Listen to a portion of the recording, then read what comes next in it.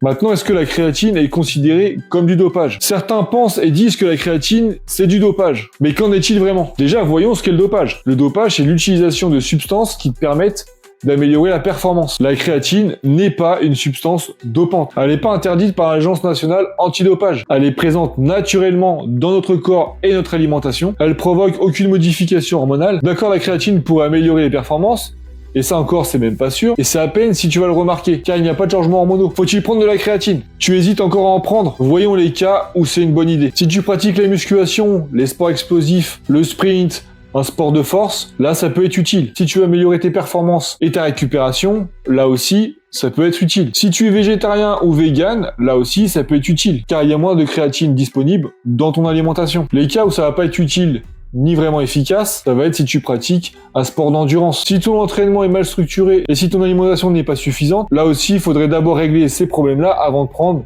de la créatine. Maintenant, tu sais tout. C'est un des compléments les plus efficaces et les plus sûrs qui a été le plus étudié au monde. Si tu veux progresser en muscu, c'est clairement un bon choix. Bien sûr, si t'as pas de problème de santé. Si c'est le cas, va voir ton médecin avant. Dis-moi en commentaire si tu en prends déjà et quels effets tu as pu remarquer en l'apprenant.